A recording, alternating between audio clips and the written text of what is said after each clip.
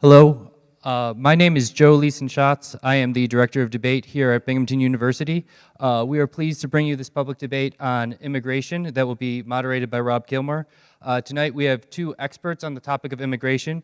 They exist of Ira Mehlman, who is the Media Director of the Federation for America Immigration Reform, which seeks to reduce immigration levels. Mr. Mehlman joined FAIR as a Media Director in 1996 with experience as a journalist, professional journalism, special assistant to Governor Richard Lamb from Colorado, and the press secretary for the House Defense Appropriations Subcommittee. And he will be debating against Craig Nichols, who is a partner of Nichols Law Offices, who specializes in litigation on behalf of immigrants. Mr. Nichols graduated from the Syracuse University of College of Law in 1990 and has been a partner at the Nichols Law Offices since 1991 and was admitted to practice before the United States Supreme Court in 2001 and has been a member of the American Immigration Lawyers Association since 2003. During tonight's debate, we will be accepting questions from the audience via live text. The number will be up there. It's also on the back of your program where you could text in your questions, and then your questions will be added into the list of questions that we'll be asking live as the debate continues on. Afterwards, at the end of the event, there will be a reception outside where you'll have a chance to talk to other audience members and maybe the debaters, and then also be able to have some free refreshments. So we encourage you to stay for that afterwards. Aside from that, I'll be turning it over to Rob Kilmer, who will be moderating this evening's debates. Thank you.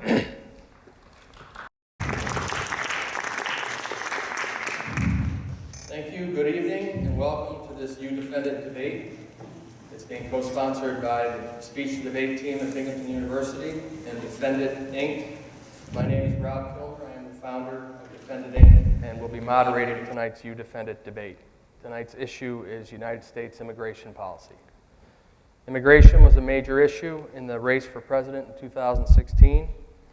President Trump emphasized it more than any other candidate. It is undeniable that he appealed to a significant number of Americans. In doing so, he has signed 2 travel bans since he took office in less than 60 days. In America right now, the issue of immigration is as divisive as it is compelling, and that's why we chose it. You Defend It operates under the assumption that every argument that can be defended is a good one. You Defend It is not pro or anti anything. According to a Gallup poll released in November, 77% of Americans believe the nation is divided on the most important issues. That was the highest percentage ever recorded, and there's no reason to believe that it's improved any since. We really are a nation divided. Americans need to be able to discuss facts even if they disagree on solutions. That is step 1 in getting back to a place where we as a nation are able to actually talk through and think through solutions to important issues about which we disagree. You Defend It debates are different than other debates, both in purpose and format. The purpose of You Defend It debate is to take important and divisive issues and break them down to their factual realities. Emotional arguments have no place here. By requiring debaters to fully defend their positions rather than attacking their opponent's position, people who attend this debate will have an opportunity to, and those who watch it via live stream or watch it later on YouTube, to have the actual facts and actually talk about those facts when the debate ends. It is the mission of a You Defend It debate to give the audience, here and elsewhere, a clear picture of how their lives will be affected by the outcome of the issue at hand. The format is simple. There are only 2 rules. Each debater must directly answer the question that is asked, and each must do so without reference to the opposing debater or the opposing debater's positions. In other words, each debater must put forth his positions and defend them. I spoke with the debaters separately and asked them their positions on numerous immigration issues you will be hearing about tonight. Because the debaters' positions are different, for the most part, they will not be asked to respond to the same questions. Instead, the questions and follow-up questions will be designed to provide the public with the explanations they need to further explain their positions. If a debater cites a specific fact in support of an argument, the opposing debater can ask me to verify that fact. I will then ask the debater who stated that fact to tell us where that information came from. That debater will then tell us where the source, or tell us that he can't specify the source at that point, and we'll move on. The debaters will have 3 minutes to respond to the initial question, and I will ask as many follow-up questions as I think are necessary to provide relevant information to the public. As I stated, tonight's issue is immigration. Out of respect for and in deference to the seriousness of the issue, and out of respect for the people who have such an enormous stake in the outcome of this issue, the audience will remain completely quiet throughout. As difficult as that can be at times, we owe it to ourselves for one night to conduct a debate that is accountable but civil.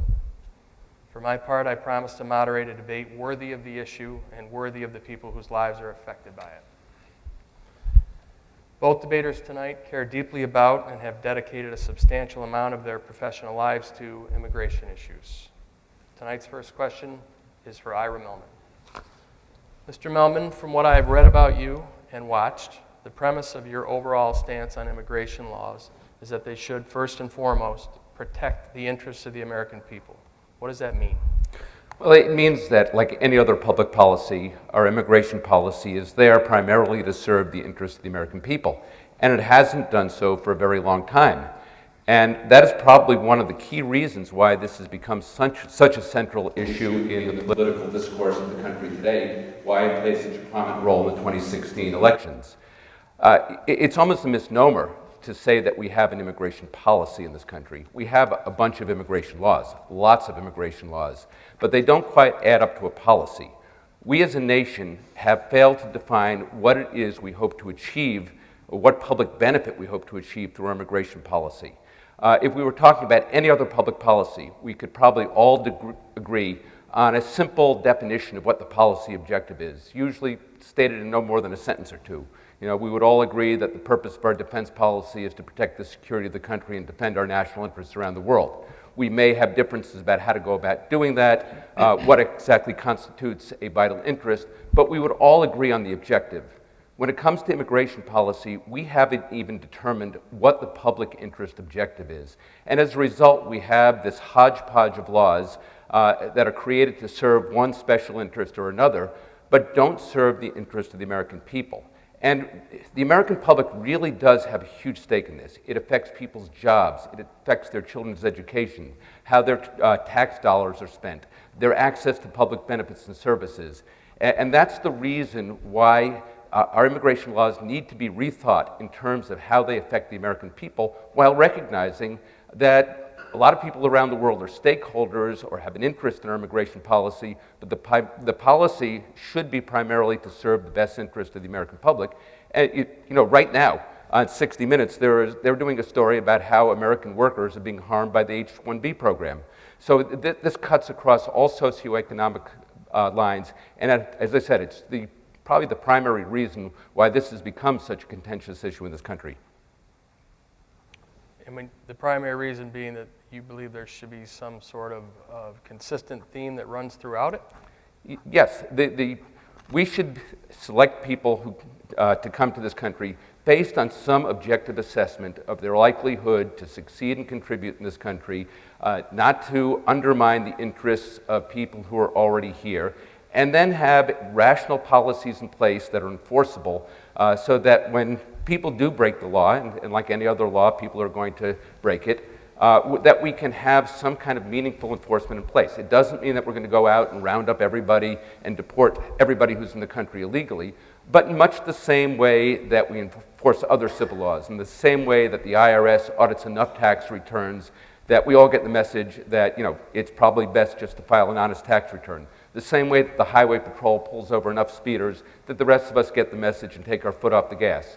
If we made it clear to the employers that we were watching them, and that if we caught them taking what is essentially a labor subsidy at the expense of the American public, that there are going to be consequences for them. Once you start drying up the incentives, then fewer people will violate the law. It becomes much, much less problematic to enforce the law when people understand that you're not going to benefit by breaking it in the first place. Okay. And Craig Nichols, the people that you represent, what is your understanding of why they come to the United States? What is your experience with that?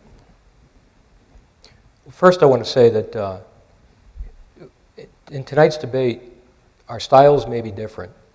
Mr. Mehlman and I have had a chance to visit and talk, and I think we're both nice guys, hopefully, and we like each other so far.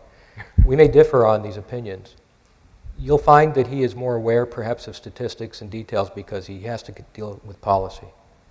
I deal with the individuals, and I won't know a lot about statistics, or if I do, it'll be coincidence. But it begins to answer your question, because in my business, I meet with people on the front line every day from all over the world, including primarily Muslim countries. These people, by and large, and I've met thousands, they present the same drive, the same interests, the same desires that my great-great-grandfather had when he came to America and worked 3 jobs and sent money back to Lithuania. And that's what I see now. I could name, if I was going to breach my fiduciary duty, people from Yemen who are sending money home, who are working 3 jobs. People from all over the world, not just Muslim countries. But if you're going to ask me what the people want that come to America that I see, and I presume this is where the statistics are driven from, these folks constantly have a common denominator of knowing how bad it is out there, how tough it is, and having no illusions about it. They come to this country to improve the opportunities for themselves and for their children, for love, for opportunity, for the chance to make something more of themselves. And these people work 2, 3 jobs and are sending money home. They're doing the best for themselves, and their children are the ones that are often, you see them spending more hours in the library than perhaps my kids, God forbid, because we've had it good. And it's hard to appreciate what you've had when you're 2, 3, 4 generations in, like somebody else who sees poverty outside their window. So when you ask the question about what do I see, I don't see an interest in doing this country ill.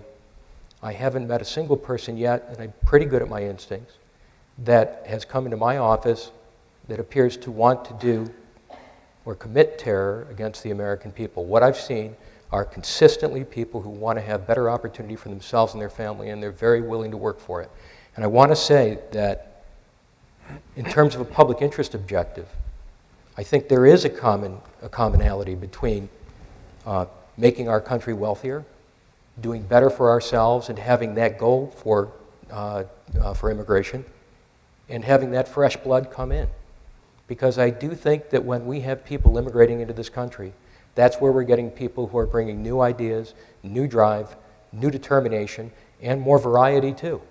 And I think it makes America a better country. I think that you will find some common ground between the goal to make opportunity for America even better, and also providing opportunity for people from outside of our country that are seeking liberty and freedom from the devastation and the prosecution and persecution that's going on out there. Okay.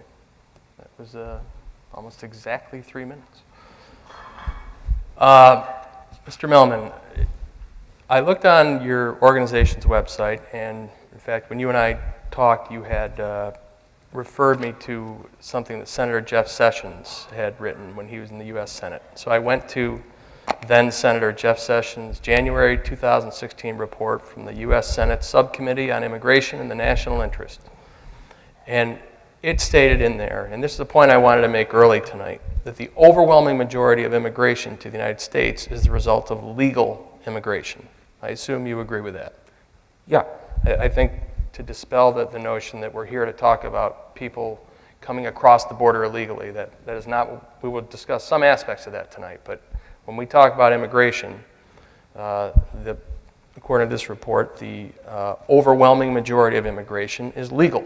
And the majority, really, of the discussion about immigration is how to change legal immigration, how to modify it. Am I correct in Yes. stating that? We still have significant amounts of illegal immigration, but Right. the majority is legal. Well, let me ask you this question about legal immigration. Do you believe that there should be a cap on the number of people legally admitted to the United States annually, or I should say a reduction in the cap? Yes, for the past several decades, we've been taking people at more than 1 million a year. And it isn't just the numbers. It is the fact that we don't select people based on any objective assessment of their likelihood to succeed in this country. What we have in our legal immigration policy is really just codified nepotism. If you have a relative in this country, you can bring in more relatives. If you are a well-qualified person in Pakistan or Australia or some other place on the planet and you don't have a relative in this country, your chances of coming, irrespective of what your personal qualifications might be, are very, very small. What we need to do is get away from the family chain migration, make the system fairer for everyone so that people, regardless of where they come from, regardless of if they have family in this country, have an opportunity to be at least considered for immigration to the United States. What we would also like to see is that the numbers be reduced. We don't need to take the equivalent of a major metropolitan area into the United States every year. And this was a position that was staked out by the Jordan Commission, which was appointed by President Clinton back in the 1990s. They took several years to analyze U.S. immigration policy top to bottom. And they produced a report in the late 1990s. They actually produced 2 reports, one on how to deal with illegal immigration and another one about how to reform legal immigration to the United States. They essentially took these same positions, that we ought to have a merit-based immigration policy, that we need to end family chain migration, that family migration, the automatic entitlements should be limited to the nuclear family, and that the numbers be about 550,000 a year. That's actually a fairly good proposal. It was endorsed by President Clinton and by many members of Congress back in the 1990s when Barbara Jordan, who was a noted civil rights leader going back to the 1960s, when they produced these reports. And it's still a very, very valid document that would be a good blueprint for a sound immigration policy. What would that 550,000 be made up of? How would you define? I mean, there are several categories within. And are you talking about total refugees, visas, or are you just? Well, refugees are a separate matter. We're talking about immigrants, Okay. people who are coming because, for one reason or another, they want to come to the United States, not because they feel compelled at the threat of their life. But it would be made up of the nuclear family members of U.S. citizens, spouses, and unmarried minor children. And beyond that, it would be people based on some kind of fluid, objective criteria that we use to determine what the needs of the country are at any particular time. We don't want to set anything in stone because what we need in 2017 may be very different from what we need in 2027. So we want a system that allows us to select people based on an assessment of what is going on in our society in general at any particular time, and then identify people who best meet those needs. Should there be a cap on refugees? Yes, there's always been a cap on refugees. Or I said that again. Should that cap number be reduced? And the refugee issue is one that we're going to have to grapple with because we are entering a period now in world history where we're going to see unprecedented numbers of people trying to leave countries for very, very valid reasons. There are societies all across the globe that are failing or on the brink of failure. And what we're seeing now, the refugee crisis that we're seeing in Europe, these are failed states. And we are going to have to come up with some creative ways of dealing with these massive flows because simply trying to resettle everybody in the United States is simply going to be impractical. So I don't have I can't stand here and lay out a solution, right. but I can tell you what we are seeing now is really the tip of the iceberg, and we better be prepared. Okay. Could I just ask Mr. Mehlman if he could substantiate where he got his statistic of over 1 million per year of persons immigrating to the U.S.? From the Department of Homeland Security. They publish every year the number of people who are admitted, and it's usually just over 1 million a year. Isn't it true that that's only been true in 2 of the past 7 years? It's usually around 900 to 950 million, but on only a couple occasions has it exceeded 1 million. My understanding is it generally just above 1 million, but there may have been years where it was slightly below, but in the neighborhood of 1 million. We'd agree it's in the neighborhood of 1 million? Yeah. Okay. Going forward, it's just got to go through me. One of the things we Sorry. try and do in the debate is prevent any direct contact between the debaters. It starts out nice at first, but it doesn't always stay that way. This question's for Craig Nichols. I'm assuming that you also take the position that the overwhelming majority of immigration to the United States is a result of legal immigration. I do. With respect to people who come here illegally, should there be a path to citizenship for illegal immigrants currently living in the United States? Could I pass on that question? Okay. Everyone else has. Maybe, but no, you can't. It's a tough question because That's we actually do have a wall, and it's a legal wall. We have immigration rules, and every country has immigration rules for a particular reason. And they don't all make sense. They're very convoluted in most countries. And the reason is it doesn't follow any particular a priori common sense. Every country has a different need for immigration, like Mr. Mehlman said, and our need may be seen by some people as being economic or for other reasons. But if we didn't have immigration limits, on any given day, there's approximately 1 billion people that would be here if the doors open and we said you could come in, and the infrastructure couldn't handle it. So we have this wall, and it's called the immigration law, which requires people to immigrate legally. That clearly does not appear to be working. If you were to ask me, and I don't know if this is a question for me later on, if I think that we should therefore have a physical wall, I would differ. But in truth, we do have this limit on immigration for practical reasons. So when you ask me if immigration is if we have people that should have a path for immigration that have come in illegally, I have a hard time with that. Because I have people that come into my office virtually every day, paying a substantial sum of money that they scrape together, as I pointed out, sometimes working 3 jobs, to pay me to help them legally obtain that permanent residence for themselves or for their loved ones, including people back home. And if I were to say to them, gee, we've got too many illegal immigrants here, and this is a complicated decision, let's just have an amnesty for them again. And we'll do it every 15 years. And we're going to just give them all an amnesty because it's just too much to deal with and we can't get Washington to decide. Is that really going to work when we say, but hey, anybody else thinking of coming across the border, you didn't hear that? Because it's going to keep up and it's going to continue being a problem. So I don't think we should have a path or any kind of an easy path for permanent residency.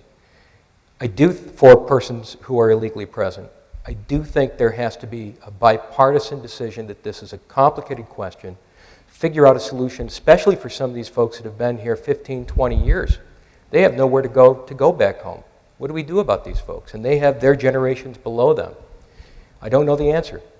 I do know that I don't think the answer is to give them amnesty, and I also don't think it's to treat them with the same vilification that this current administration is treating them with. I think in the long run we will find that this was a horrendous way to describe the American ethic. I think we have to find a better way, and I don't know the answer for it. Next question is for Ira Mehlman. Is there a country, and this is a question from the audience, that you believe that we could be looking to as a model for an effective immigration policy? Well, with the caveat that nothing is perfect, no country is perfect, no policy is perfect, I would say that the countries that we might want to look at are Canada and Australia. They tend to have merit-based immigration policies. Like a lot of people in recent months, I've looked at the Canadian immigration policy. I actually happen to be in a position where I could immigrate to Canada since my wife is a Canadian citizen. And if you go through on their website, they tell you what they're looking for. They are looking for people with certain skills. They are looking for people who speak French or English. It is primarily merit-based. Australia has much the same system because they view immigration as a public policy. That while it serves the interests, obviously, of the people who want to come to those countries, let's face it, nobody immigrates unless it's in their interest to do so, they also expect that the policy is going to serve the interests of those countries.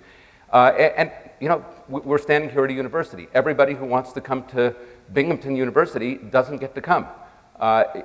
People apply, many people are turned down, and it doesn't mean that if you were turned down, you can just show up, take the classes, and expect the professors to grade your papers, and at the end of 4 years, if you do all the work, somebody's going to give you a diploma.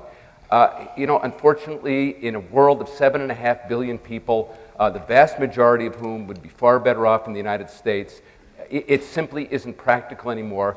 It's not because we want to be mean and keep people out. It's not because we don't understand what their aspirations are. It is simply the reality. There are many things that the United States can and should be doing in terms of aiding other countries, but ultimately we're not going to be able to solve all the problems of the world. We can be helpful, perhaps more helpful than we have been, but the idea that we're going to be able to accept everybody and provide a pathway to citizenship for everybody who would like to come here, it simply doesn't meet the practicality test. Okay. And let me ask you this, as far as, and this is another question from the audience, which is a follow-up on that. What qualities would an immigrant need, in your mind, to be considered a successful immigrant? Well, for one thing, I mean, we've had laws on the books for as long as anybody can remember. They're never enforced, that they not become public charges, that they're contributing at least as much as they are using in American society.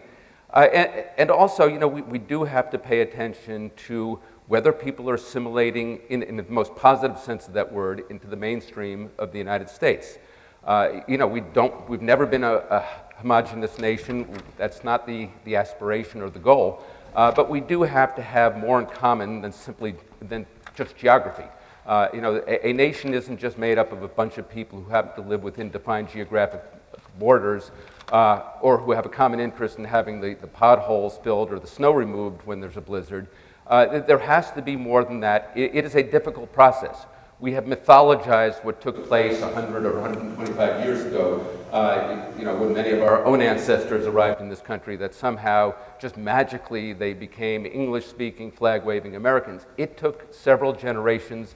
It takes a lot of effort. But the country's interests are at stake here. If you don't have certain things that you have in common, your nation isn't going to hold together for very long. Well, and I have a question for Craig Nichols. With respect to the public charge, and I, as I prepared for this debate, I saw a lot about that. What is your position with respect to the argument that illegal immigrants become public charges or constitute a drain on taxpayer funds? Let me first answer that by talking about legal immigrants. Legal immigrants who come in are required by their petitioner, the U.S. citizen or permanent resident sponsor, to demonstrate they won't become a public charge. The sponsor has to file something known as an I-864 affidavit of support. They have to demonstrate that they can maintain that person at 125% of the poverty threshold as set by Health and Human Services. If they don't do it, and it's carefully reviewed, that individual can't come into the U.S. even though they otherwise qualify.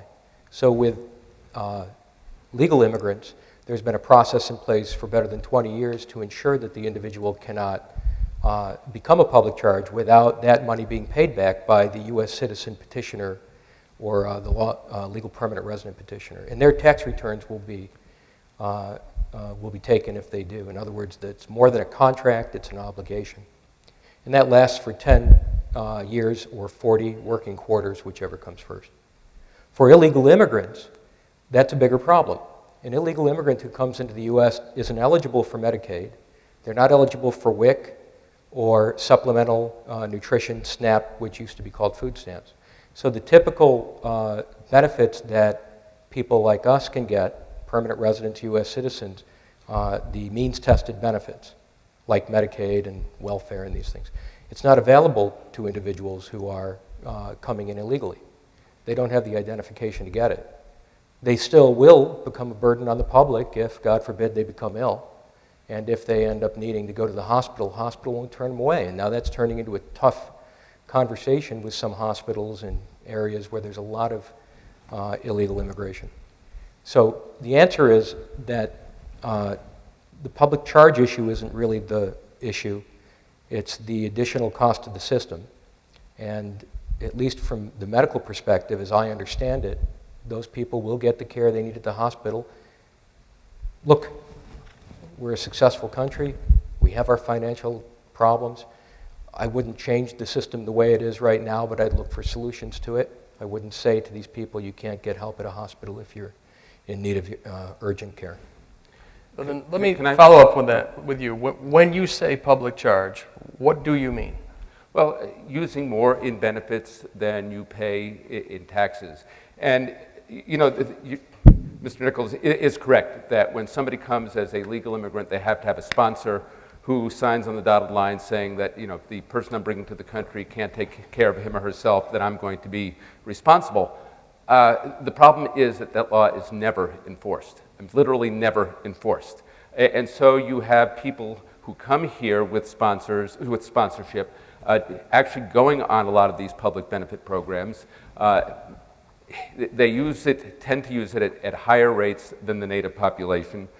So, that is sort of the definition that we would use of public charge. And part of the reason is, as I said, because our immigration policy is purely based on nepotism, we don't get to assess the likelihood that somebody is going to succeed or not.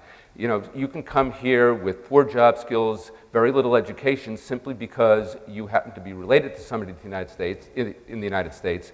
And people who come with those kinds of qualifications are very likely to be earning very low wages and relying heavily on all kinds of public benefits and services. Could I ask you to challenge one of those facts? Sure. I wonder where he gets the data for the allegation that foreign nationals who come here as immigrants are becoming a greater burden on the public charge on the public welfare system than American citizens or permanent residents who are here. Where's that statistic? I don't remember the exact source, but I have seen reliable data, and I can find it and send it to you, but at probably about 50% higher rate than native born. Okay. Next question is actually for Ira Mehlman. Within the category of people who are here completely illegally, and assuming that that number is around 11 million, which I've actually discussed with both of you, that's a mystery unto itself to me. I don't know how we've ever arrived at a figure of 11 million when the very nature of the problem is we don't know how many people are here or where they are or who they are. But assuming for tonight it's 11 million, and assuming that rounding up and deporting 11 million people is a logistical impossibility, how would you prioritize who should be deported? Okay. What we ought to do is, like every other law enforcement agency, ICE needs to prioritize people who pose the greatest danger to American society. I don't think anybody questions that. Just like every police force in the United States prioritizes the apprehension of dangerous criminals. What we have had during the previous 8 years under the Obama administration was a policy that said we are only going to go after the really bad guys. That if you come to the United States, if you just violate our immigration laws, we're not going to bother with you. That you will be allowed to remain, that we're not going to enforce the law against you. That would be the equivalent of the local police department saying, we're only going to go after murderers and rapists, but if you're just a petty criminal, we're not going to bother with you. So, just like every other law enforcement agency in the country prioritizes certain criminals, ICE should do that as well, but at the same time, make it clear to people that, if we catch you, we're going to remove you. But even more important, far more important than deporting people, is discouraging people from coming and remaining in the country illegally in the first place. That's the way we enforce most civil laws in this country. We may send a clear message that you're not going to succeed, that there is a likelihood that you're going to be identified, and that there could be some consequences if we catch you. And if we start cutting off, first of all, the biggest magnet, which is jobs in this country, you have employers who for a long time have been taking a labor subsidy at the expense of the American public. They get the low-wage worker. Everybody else then finances all the social costs. Everybody else pays for the education of children. We pay for the health care. We pay for everything that the people need. The employer gets a cheap worker. What we need to do is start going after the employers. We have an E-Verify system that works really well. It's voluntary, which means it's only used by employers who actually want to obey the law. What is an E-Verify system for anybody out here who doesn't? Essentially, it verifies the information in your Social Security account the same way that a merchant verifies your credit card when you go and make a purchase. In this day and age... It's electronic. It's electronic, yeah. In this day and age, it shouldn't be that technologically difficult for an employer to verify that when you show up with a Social Security card that it actually is yours and not, my grandmother's. So that, if we have that system in place and it's mandatory, it becomes much, much more difficult for employers to get away with breaking the law, taking this labor subsidy. We have seen in the past, at the end of the Bush administration, when President Bush was rebuffed in his effort to get amnesty because nobody believed he would do enforcement, he actually went out and did enforcement in the workplace. And for the first time in anybody's memory, the number of people living in the United States actually declined. Then you had the recession. The jobs dried up. And people responded rationally. If there are no jobs here, they're not coming. A lot of people who were here, not a lot, but some people who were here decided it was time to go home. It really doesn't matter to people whether the jobs disappear because the economy tanked or because the government is enforcing the laws against the employers. They respond rationally. Up until now, people coming to the United States illegally have been responding very rationally. Every signal we send is come to the United States illegally, you're going to benefit. We're at 3 minutes. And what we need to do is start sending the opposite signal. But I do want to follow up. If you say that under presumably the Obama administration, the bar was set too high as far as what types of people that that administration would deport in a certain seriousness of crime, where would you lower it to? Well, it ought to be across the board while you're prioritizing going after criminals. If ICE, for instance, goes into a workplace where they suspect that the company is hiring people who are in the country illegally, you not only impose penalties against the employer, but you also, the people who are there and working illegally, they are in the country illegally. What we have over the past several years, we've developed this idea that in order to be removed from the United States, you have to commit some subsequent crime. And in fact, the law is very clear. All you have to do is be in the United States in violation of our immigration laws, and there ought to be some level of enforcement against people who are simply violating our immigration laws, but not violating other laws. But wouldn't that mean then 11 million?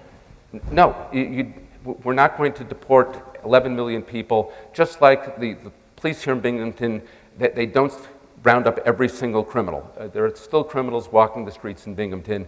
What they do is do enough enforcement that they minimize the amount of law breaking that takes place. If we're looking for perfection in this world, you're not going to find it. It isn't found any place else. We're not going to find it in immigration policy either. Let me ask a question for Craig Nichols, and I will get back to, I do want to ask you a question about business in a minute. Regarding refugees who come here legally, and I want to stress as often as I can tonight that there are bright line differences between people who come here legally, immigrate here, legally and illegally. But regarding refugees who come here legally, what is the process for gaining admission to the United States, and how long does it take? President Trump has expressed the need for extreme vetting of refugees. Do you think that the current process needs to be enhanced? The current process is far more complicated than the average citizen who doesn't delve into immigration law would know. The difference between a person who comes in as a refugee and a person who enters as an asylee is where they're making their request for protection. A refugee is always making their request for help or protection from outside of the country. The asylee is presenting their need for protection when they get to our door. In both cases, by the way, it takes years. So the refugees that come to the U.S. that we hear about now that are part of this debate are being vetted for 2 or 3 years before they even get to the State Department process where they get further vetting at the consulate before they can enter the U.S.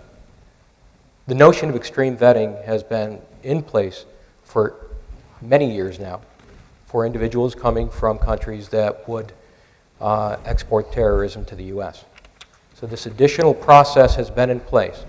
What Mr. Trump is talking about already is in place, which is why we haven't seen an active terror in this country from anybody from Syria or Yemen or Somalia or any of these countries. And he acts like he thinks that it has to be improved. But how do you take the process from 0 to a lower number?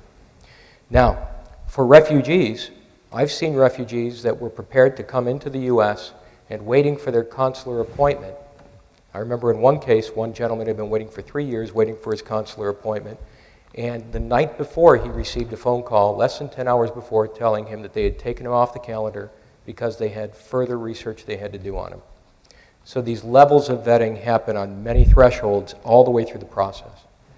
I think, therefore, that the vetting process of the refugees is great, and to answer your question, it does take years for them to get in. Okay. And are some places longer? I mean, depending on where you're coming from, is there more scrutiny? More than just refugees. Whether you are coming in as a refugee or seeking a visitor visa or an immigrant visa is the same as a green card. If you're seeking an immigrant visa, a visitor visa, or a refugee coming in from most countries which have either been used as a place where terrorist groups are infiltrating it because of a lack of infrastructure. Yemen, as far as the people in Yemen, they're not trying to export terror. AQAP, Al-Qaeda in the Arabian Peninsula, saw a centralized governmental weakness, moved in and started taking over the country and destabilizing it. But because of that, we have greater vetting processes for all of these people, including the immigrants, the visitors, and the refugees. I have clients from Yemen who are 3.5 years out since they filed for their loved one from Yemen. If they'd filed for a loved one from UK or from France or from India, that person would be here in 1 year. Just about a year from the date of an immediate relative application, they'll get their interview and they're on a plane to the US. We have people, 6-year-old children in Yemen, family of 4, that just came in 2 months ago, and they had applied for the immigrant visa for these children 3.5 years ago. The reason is because of the additional vetting, because they come from a country that has risks and danger. So the vetting process works. Okay. Mr. Mehlman, I want to get to I think this is an issue that people don't fully understand in the United States at all. As I prepared for this debate, it became obvious to me that some of the most quiet but effective lobbying against stricter immigration has been conducted by American business, often through the United States Chamber of Commerce. With respect to the first travel ban that was issued, 97 companies jointly filed a legal brief opposing that first travel ban, including, and this is a small sample of them, Airbnb, Chobani, eBay, Facebook, Google, Intel, Kickstarter, Levi Strauss, Microsoft, Netflix, PayPal, Pinterest, Twitter, and Uber. Why are they fighting it? And in your mind, from the perspective of your organization, does the business lobby present as much of an obstacle to the kind of immigration reform you would like to see as what would be referred to in the media as liberals? It's probably the bigger of the two. Let's face it, business has the money. Politicians go out looking for money from all sorts of sources every time they have to run for re-election, and business is the primary source. And so they are very, very powerful lobby interests in Washington on immigration. You know, they have come to see the United States government as kind of a giant employment agency that, you know, I want 50 workers, you know, with these qualifications, and please have them here by Monday. That was not the intent of our immigration laws. Businesses do have occasional legitimate reasons to be looking outside the United States for specific skills and talents that they can't easily find here. But in most cases, what they're doing now is simply replicating the skills of people who are available in this country. You have large numbers of people, even in high tech. You know, I mentioned earlier that as we're standing here talking, 60 Minutes is running a story about how the H-1B visa system is being abused. These are visas that ostensibly go to people with high skills who come to the United States to work in high-skilled jobs. And in many cases, all they are doing is displacing the current labor force. And so you may have people coming out of universities like this with all kinds of degrees, and the employers say, you know, I would rather bring in somebody from another country, especially if they come in on an H-1B visa, because I have greater control over them. We can control their wage demands. They're not simply able to pick up and go, you know, leave Google and go to work at Microsoft on a moment's notice. They have much greater control, and they prefer this. And you've seen this for many, many years in the lower skill trades. The agricultural industry, for many, many years, has decided, we shouldn't have to compete in the open market for labor. We're going to dictate the wages. We're going to offer really low wages, really poor working conditions, and then when Americans don't show up to take those jobs, we'll say, well, you see, the only people who will take it are the people who are coming here illegally. And so we need to end, this dependence on foreign labor. We have something like 90 million people of working age in this country who are currently outside the labor market, a good number of them by choice, a significant number who are simply incapable of holding a job. But there are many, many people who can be trained to do jobs that are needed to be done in this country, and it ought to be the obligation of employers to keep people's skills up to where they should be. If you're working for Microsoft and your skills aren't exactly where they need to be, it should be Microsoft's obligation to provide that additional training and not go looking for a worker in another country. Let me ask you this. You mentioned something earlier about businesses that when somebody goes in and if ICE goes into a business and notices or somehow determines that there is an illegal worker there, should there be criminal charges for the business? In some cases, yes. When the 1986 law, which made it illegal for employers to hire illegal immigrants, there was a sort of a sliding scale. The first time you got a fine. If subsequent offenses, you could even be charged with criminal offenses. And in some cases, the people who are hiring illegal workers are also violating all kinds of other labor laws. They're providing unsafe conditions. They're not meeting the hourly wage scale. They're not paying overtime. So there's all kinds of abuse that goes along with this. Plus, in many cases, they are actively participating in document and identity fraud. They will help some of these workers procure false documents, which any of us would be charged with a felony if we did that. In some cases, they actually steal people's identities, and if your identity is stolen, it can turn your life inside out. So you would advocate, I take it, stiffer criminal penalties for employers? Absolutely. Jail? Absolutely. Okay. I have it's almost a follow-up question for you, Mr. Nichols. What is an H-2 visa, and what are the requirements for getting one? So we're on the topic of H visas, which are, we should mention, they're temporary visas. They're not permanent. The goal for the temporary visa is to fill a need for employment in a particular category. Just very briefly, out of respect to Mr. Mehlman and to the topic, H-1B visas, I would beg to differ. There's a limit of those numbers of visas available. They're limited to 3 years, and then they can be extended for another 3 years. There was a comment that these people get paid less. They must be paid, according to the Department of Labor, prevailing wage, and there's very strict rules for the employer to prove. One of the things I really try and stick to in this debate is that neither side references the other person's answer, and I want to... I'll move on to the H-2. I want to move, with respect to, if you could answer what an H-2 visa is, and if H-2 visa holders, in your experience, are taking jobs that would otherwise be performed by American citizens. So this category is for individuals doing work in unskilled labor areas. I have a client, representative of a number of my clients, who happens to have a farm in the central New York area. It's a large farm. It provides produce to a number of the grocery stores. The H-2 visa category provides him with labor to provide with basic labor on the farm to harvest these crops and serve the crops. He was telling me, and he's a Republican, I wouldn't be surprised if he voted for President Trump, but he said he can't find an American to take that job, and he's paying the full wage. He's paying a very competitive wage, but it's backbreaking work. And it's just frankly speaking, some work is so onerous that you can't always find people that are willing to do it, and this is the reason the H-2 category exists. These individuals will come in and work 12-hour shifts, very, very long hours, and do the work at a competitive rate, but they're doing work that he can't find a single employee for. And he did tell me that he had run an ad, because I asked him, I said, is this really true? I don't know all the answers to this stuff, and you hear something new every day.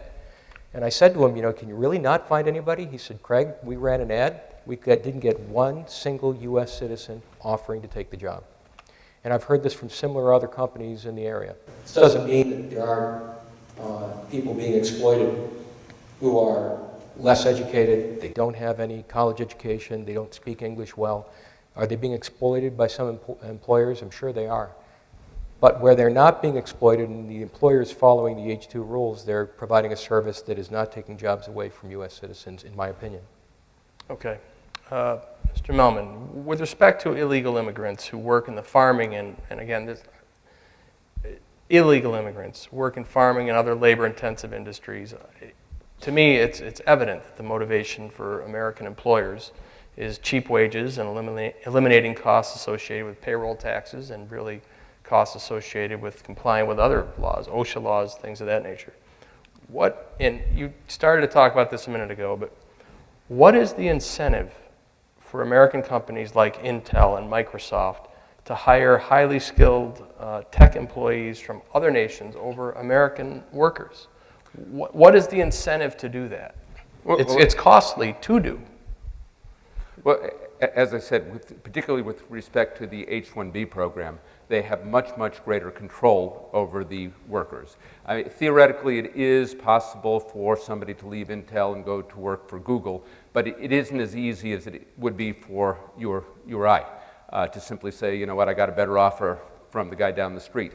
And also, you know, the issue of prevailing wage came up. The prevailing wage is determined in part by the presence of large numbers of people working on these temporary visas, because they do tend to kind of tamp down wage expectations on the part of the people who are working in those industries. So that has to be factored in. But the incentive is that, you know, it is in many cases easier. As I said, they have greater control over wages and where these workers are going to be working. And, you know, it takes away, in many cases, the responsibility of these companies to make sure that their employees are kept trained and up to date in all these areas that they need to be.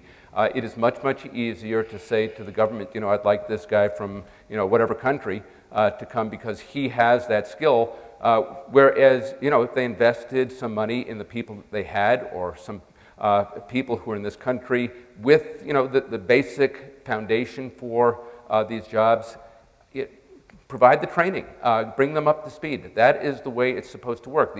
It is never intended to be a substitute for American workers. Okay. And I wanted to follow up with you on this, Craig Nichols. What happens with refugees when they are vetted and admitted into the country? Where do they go? When they get off the plane, where do they go? Well, a lot of grassroots organizations and community outreach organizations exist in larger cities to help these folks get settled in. Unless they happen to have relatives that can welcome them in, they'll be lost. In fact, even in a city the size of Syracuse, which is a smaller city, there's a number of organizations. Some of them work across country lines, so they'll help refugees from any country. Some are focused on refugees from particular countries, for instance, Myanmar, Burma. These organizations actually work on teaching folks and helping them with the most basic concepts, all the way up to helping them find a job and an opportunity to network with the community. I was looking at some of the criteria that one of the organizations in Syracuse uses. And they have to tell these folks almost everything. They explain that you don't put your garbage outside the door. They didn't know that. They don't wash their things outside and wash their clothes in the street. They have to be doing things a certain way. You cook in the kitchen. You don't cook in the living room, on the floor. This sounds laughable to us because we're so immersed in the way we live in our society. But refugees typically are coming from third world countries, and their way of living has been tenuous at best.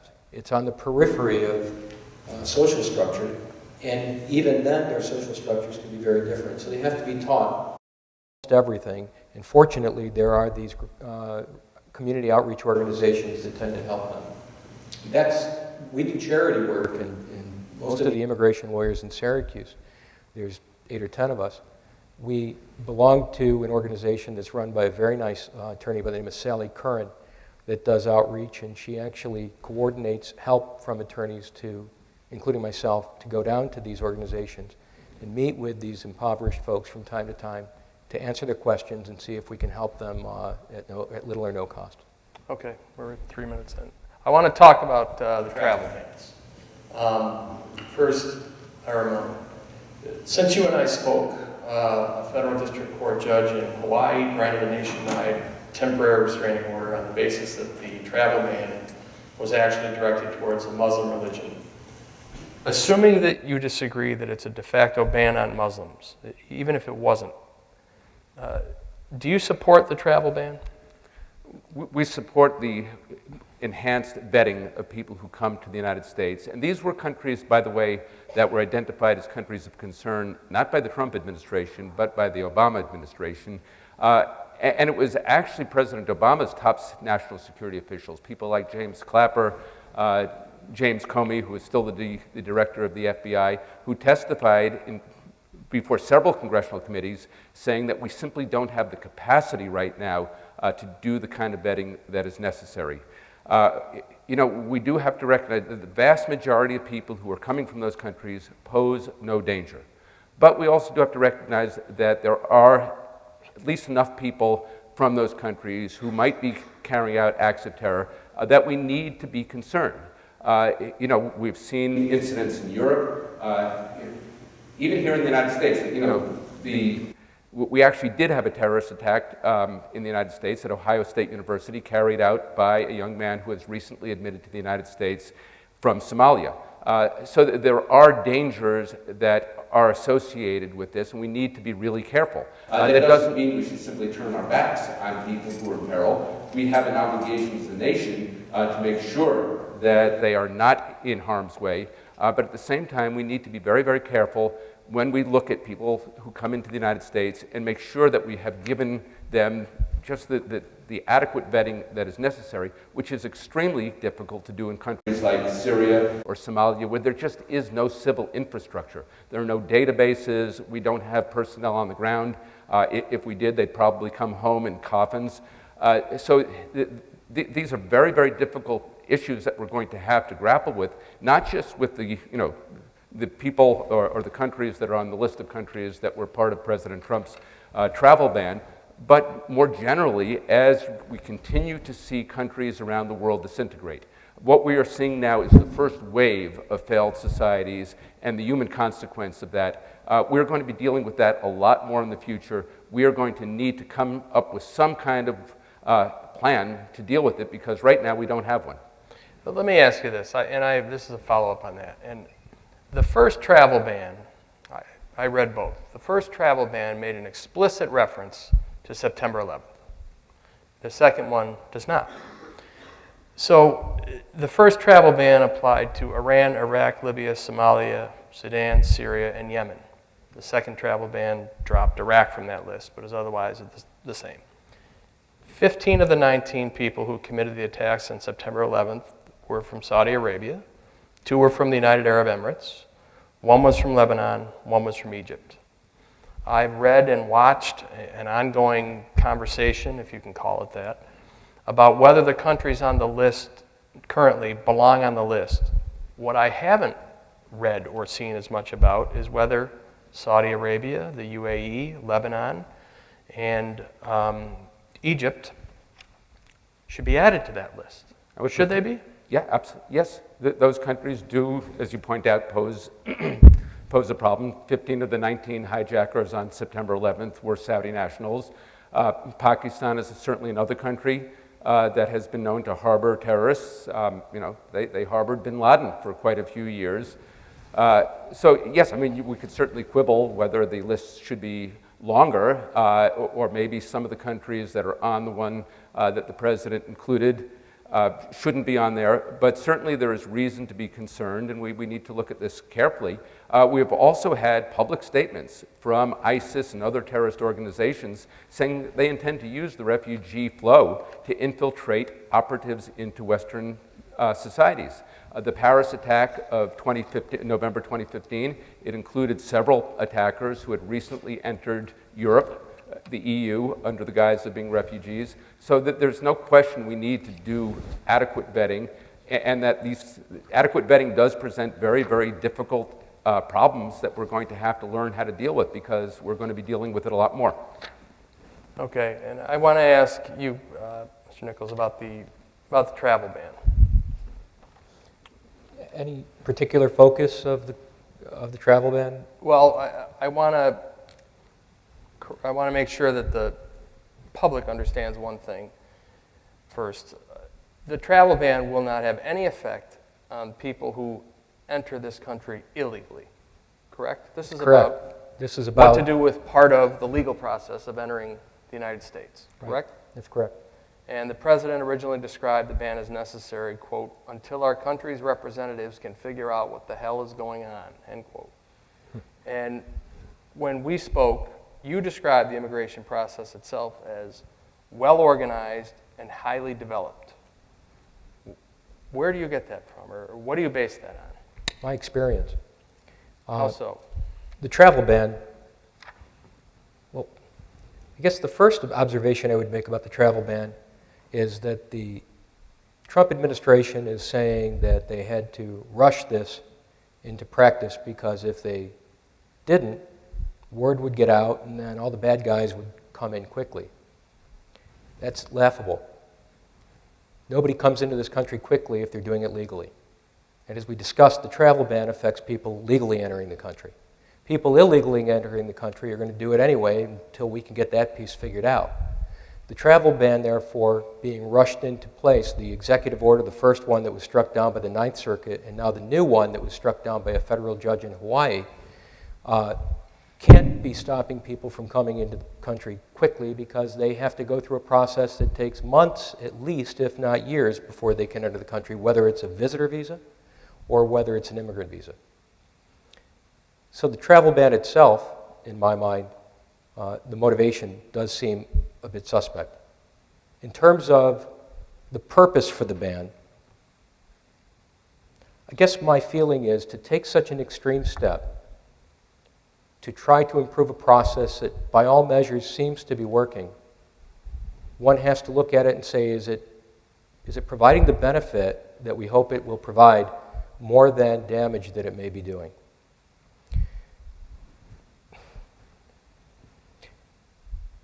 We saw in the 1930s a highly educated and technologically advanced country, and we saw its leader vilify an entire group of people for the actions or alleged actions of a very small number.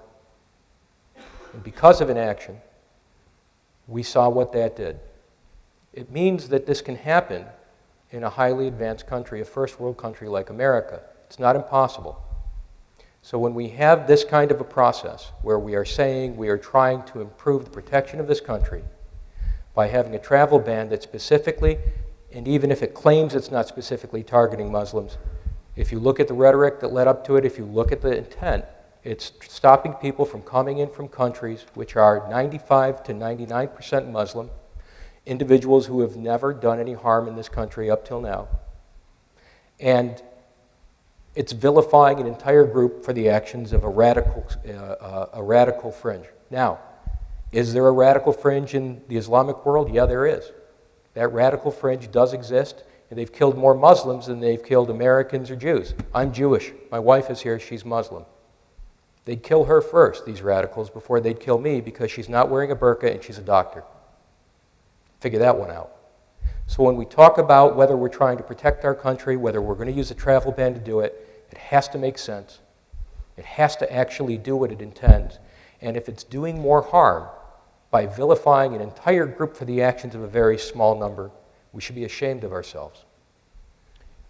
Let me ask you this, and this is a delicate question in this issue of immigration.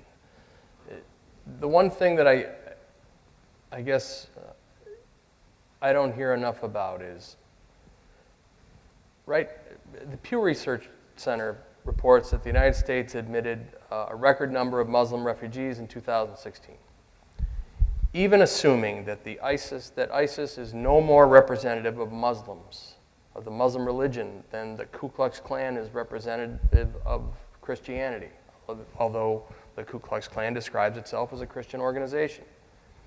With ISIS now being dislodged from so many areas that they controlled and having promised to engage in more individual attacks where they can, isn't it reasonable to predict that they're going to come here to carry out those individual attacks now that they have been driven from places that they actually controlled, and to somehow implement, to the extent possible, some extra safeguards? I think enhancing our safeguards, as Mr. Mehlman said, is very important. I don't think that we should just rely on the safeguards we have now. We must continue to improve them and improve the vetting procedure. It's clear that Islamic radicals and perhaps other radicals would like to do harm to the West and to our country. So we absolutely should be improving our vetting process. I also think, though, that the intent for ISIS and other groups like ISIS to want to send people here to do us harm has been in place for a long time. If they're being dislodged from where they're at now, and that's true, I think, sure, if these people can't get into it. I think, yeah, that'll produce more numbers to come here, but I don't think it's going to change the fact that this is something that's been a goal of theirs that hopefully our State Department and our intelligence community is continually working on to stop. I do not think we ought to be naive. I do not think the vetting process doesn't need to be enhanced. I just say that when we do things like the administration has done with the executive orders, it was using an inappropriate method with great harm and done in an oafish way. And there are better ways to make this system work, and hopefully we are working at improving the vetting process now. For Mr. Mehlman, and I want to preface this by saying there hasn't really been much in the way of legal proceedings regarding these travel bans. We've had, at the federal district court level, we've had some judges weigh in. There has been exactly one appellate court proceeding involving the first travel ban. Tomorrow morning, hearings start for a new Supreme Court justice who is likely to be confirmed, presumably conservative. Who knows what's going to happen when it reaches the Supreme Court? What if it was a ban targeted towards a particular religion? Would you support that? No. We have... I mean in light of the ISIS threat. I don't mean to imply that you would, reflexively support something like that, but in light of the ISIS threat, is that something you'd support? No, we should not ban people based on their religion or their national origin. What we have done in the United States, for as long as anybody can remember, is that we have excluded people based on ideology. And radical Islam is an ideology, and we need to test as best we can to determine if somebody adheres to these dangerous ideologies. I don't know anybody who would suggest that we ought to admit Nazis to the United States. We'd be perfectly within our rights to exclude people based on certain beliefs. As I said, it should not apply based on, solely because of your religion or solely because you happen to come from a particular country, but it's certainly reasonable to exclude people based on ideology. Okay. Another question for you. Last April, and you and I spoke about this when we talked earlier this week, in the case United States versus Texas, the Supreme Court left intact a lower court ruling that struck down President Obama's 2014 executive order that allowed as many as 5 million unauthorized immigrants who were the parents of citizens or lawful permanent residents to apply for a program that would spare them from deportation and provide them with work permits. And I know you support that decision. How do you reconcile that restraint of presidential power in the Texas case with your support for President Trump's authority to issue the travel ban? Well, there is ample Supreme Court precedence that says that presidents do have broad authority in determining who may enter the United States. And so what we're talking about here are people who are outside the United States. If you are a non-citizen and outside the United States, you have no inherent legal right to come to the United States, and the president may determine In fact, I wouldn't support it, but he can actually use fairly arbitrary reasons for excluding people who are outside the United States from coming. What President Obama did was decide to pretty much nullify large portions of our immigration code. He took large classes of people who were in violation of U.S. immigration law and said, you know what, we're just going to forget about the fact that you are violating our immigration laws. We're going to forget about the fact that the law says you are not eligible to work in the United States. We're going to allow you to stay, and we're going to give you work authorization. At that point, you step beyond the bounds of executive discretionary authority and get into the realm of nullification. President Obama simply said, you know what, I don't like the laws that Congress passed. I wish they had changed the law, but since they didn't, I'm just going to go ahead and do it on my own. And that's a very slippery slope. And even if you agreed with President Obama's objectives there, you would have to be concerned about a president saying, well, you know what, I don't like the laws that are on the books, and Congress didn't do what I wanted them to do and change the law. I mean, let's face it, every president since George Washington has been frustrated by Congress's refusal to do what he wants. So therefore, I'm just going to go ahead and do it anyway. That is a precedent that we don't really want to set in this country. Okay. The last question is actually, assuming take 3 minutes each, will leave us time for a closing argument or a closing statement by both of you. I am going to actually ask you both the same question.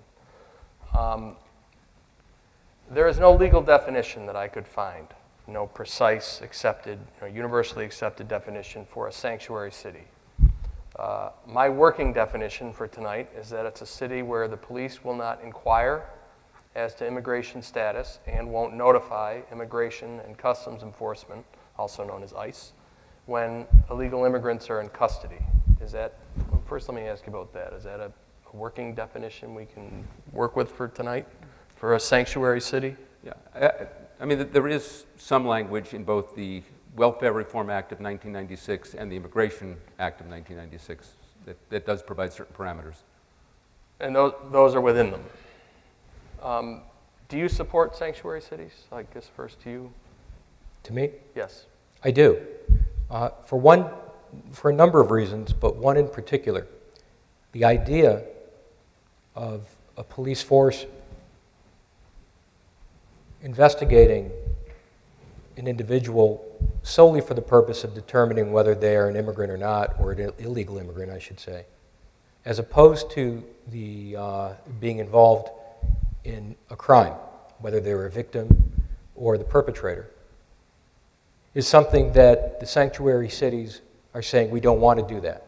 And they say there's a public policy reason for it. First of all, obviously individuals who are here illegally are under the radar. The fact that they're here illegally doesn't make them innocent, but it also doesn't make them persons that ought to be more susceptible to crime.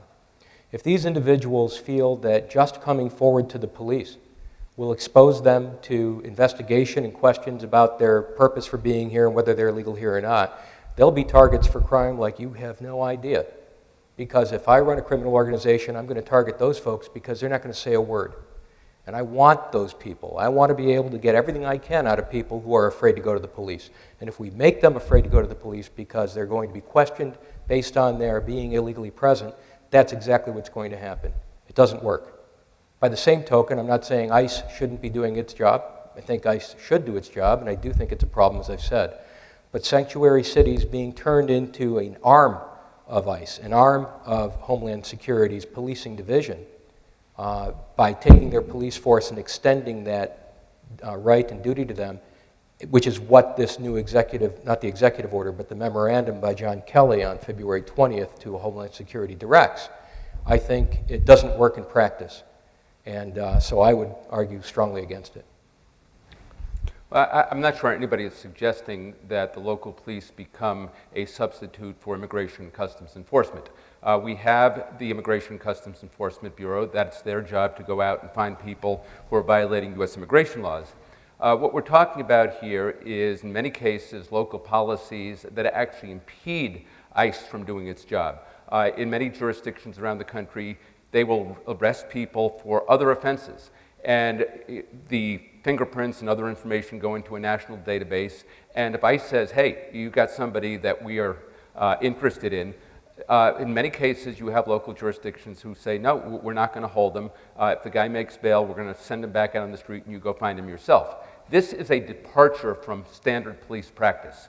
If the Binghamton police arrest somebody for whatever charge here in Binghamton, and they get a call from the NYPD or from some other police department around the country saying, we've been looking for this guy, we'd like to come and get him. In most cases, the answer would be sure, we'd be happy to hold him, just come and get him.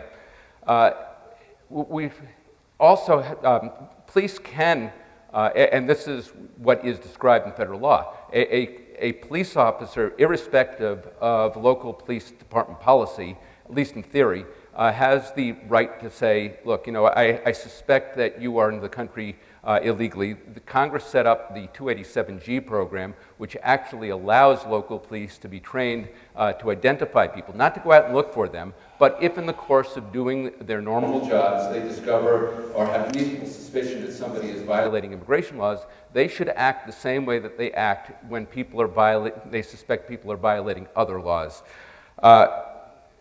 But most importantly, they should not be impeding federal immigration enforcement, which, as I said, in some cases they're doing today. And often the consequences are deadly. I mean, the most obvious example is Kate Steinle in San Francisco, where they had a guy who had, I think, 5 felony convictions, had been deported 7 times, or maybe it was the other way around.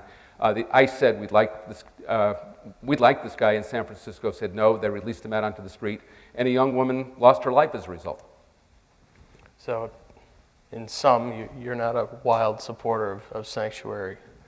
No, local police should not be doing ICE's job. It's not their job to go out and find people who are in the country illegally. But in the course of doing their jobs, they ought to respond to ICE requests the same way that they would respond to any other law enforcement agency. And you notice in certain cases, and I guess kind of a follow-up to you, Craig Nichols, it seems almost routine for issues, state issues like child pornography. 99 out of 100 times, if somebody is arrested for that locally, they are referred to the federal government. And the federal government brings federal charges, and that's how that case is generally disposed of. What's the argument against that as it pertains to immigration issues? I wouldn't have an argument against it. My experience. I don't mean an illegal immigrant who is found to have child pornography. I mean, in a general sense, when it comes to that particular crime, it's almost automatic to turn to the federal government. Why, if somebody has committed a crime and who is in this country illegally, shouldn't the local police notify, or at least notify ICE that we have this person here? They should, and I believe they typically do. What Mr. Mehlman refers to in San Francisco, I found as offensive as he did. I would hope to God that it's an exception to the rule. What my experience is that when the local police have a reason for a stop or an inquiry into what they believe is criminal behavior or even a police stop, if the issue of the individual's criminal conduct is involved and the person also is illegally here, they always, or at least as I understand it, they contact ICE. They have the number for ICE, they call them up, and they tell them what they've got. So your objection is with people who are, for instance, victims of crime being questioned about their immigration status? As I understand it, the intent of the administration is to extend the reach of the policing authority in the local jurisdictions in the cities and such, and counties, to being able to stop people and inquire as to their immigration status, and make that solely, without any criminal conduct, a reason that they would be inquired of and then perhaps contact ICE. Right now, as I understand it, sanctuary cities say that's a step we won't do, and that's what makes a sanctuary city. So to be clear, as I understand it, sanctuary cities are not saying that we won't be reporting to ICE criminals we find. I found that they do report because ICE always is taking criminals out of the jails around Syracuse and in our county, and they will come and pick them up after a criminal event, or if they feel that the criminal event doesn't reach a certain threshold of inquiry, they leave them alone. But very often they're being taken to Batavia, which is a detention center. They wouldn't be doing it if the local police agencies weren't reporting to ICE, because ICE would have no way of knowing this person is both illegal as well as has been alleged to have conducted criminal activity. So then on the possibility that there might actually be agreement here, I'm going to ask one more question. Can I just clarify something? There goes the agreement. When the local police arrest somebody, ICE gets that information along with every other law enforcement agency in the country. It goes into a federal database. ICE gets a hit and says, hey, the Binghamton police have this guy. The issue is whether the Binghamton police hold him. It should not be up to the city of Binghamton to tell ICE who they can and cannot deport. But here's my question to you. Do you believe that people who are victims of crime and who have not committed a crime should be questioned as to their immigration status by the local police? Never. They should never be. If you are reporting a crime, if you are a victim of a crime, if you have information about a crime, that is not the time for anybody to be asking about immigration status. To my knowledge, I don't think there is a single police department in the entire country that does that. I think Joe Arpaio's did, but I could be. But he's no longer in office. That's true. Okay, those are the questions. If you want to each give since I asked you the first question, I'll have you give the first closing remarks. Well, first, I want to take a moment to thank the students of the Cornell Legal Research Clinic and their director, Jonathan Feldman, and in particular the students Michael Hodas and Krishna Avila. This semester, they're helping me with various cases and doing research for me. They've been gracious enough to let me use their considerable resources and their very big brains.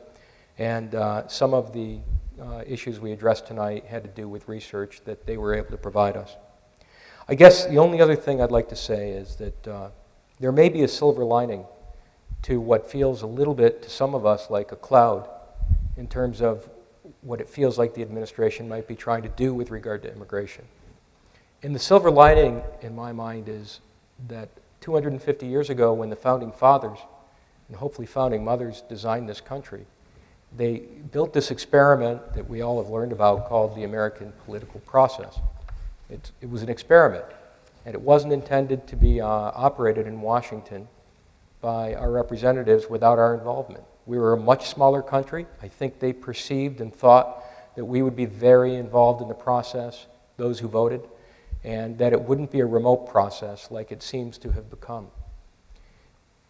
It's caused, I think, Americans on every street in this country to pick up their virtual copy of the Constitution and blow the dust off it and acquaint themselves with it again.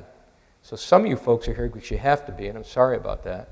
Some of you are here because this is bothersome to you. Whether you're on the one side of the topic or another, you're really concerned. And that involvement is going to lead to, hopefully, us getting through this process for whatever gain we can get from it with as little harm as possible. And again, regardless of the side you're on. That involvement in the process, remember, our congressmen are in office for 2 years between election terms. It's like there's a fire going on there. When they hear from us, they're always running for office, and if they don't keep their constituents happy, they're out of office very quickly. So it's like a fire in Washington, and if they're hearing from us, they're caring about our topic, and it's going to have an impact on how they vote. So to the extent that you care, regardless of which side of the topic you're on, contact your congressman. Mr. Mehlman? Well, I want to thank you for putting on this forum and for those of you who are attending. This is a rare opportunity, not just on immigration, but more and more just general political debate in this country, to have a civil discussion about an important issue. And, if I can stress one thing just in closing, is that as we debate immigration and, even when we debate other issues, that we need to recognize that we have to draw a dichotomy between immigration and immigrants. Immigrants are human beings, and regardless of people's immigration status in this country, everybody deserves to be treated with respect and dignity. We understand immigration always benefits immigrants. Nobody comes here unless it's in their interest to be here. What we need to be discussing and focusing on is immigration policy. That is a public policy. It is part of the public domain. It also involves the interests of a lot of other people in the United States. And what we need to do is focus this debate on the policy. whose interests are being served, whose interests are being harmed. I think we can all agree, the vast majority of immigrants are decent folks. The vast majority of people who support the right of lots of people to come here and support the, allowing people who are in the country illegally do so for the best motives. But also people who say, look, we have to set limits. They are also motivated by understandable motivations. They say, look, this is affecting me. It is harming me in my job. It is affecting my child's education. It is affecting all sorts of things that are important to me. What we need to do when we conduct debates on immigration and many other issues is assume that maybe on either side of the spectrum there are about 10% of the people who are just off the reservation. We should exclude them. Let's deal with the 80% in the middle who have legitimate views and allow them to express them without any animosity, without trying to characterize them in any particular way. That is the way you reach solutions on this issue and many other issues. Unfortunately, less and less of that is happening in American society today. Political discourse used to be, here's why I think I'm right and you're wrong. Now it's, I'm righteous, you're evil, and here's why you're the spawn of Satan. We need to get away from doing that, not just on this issue, but on other issues, and we'll have a far more harmonious country. So, thank you. Thank you. And yeah.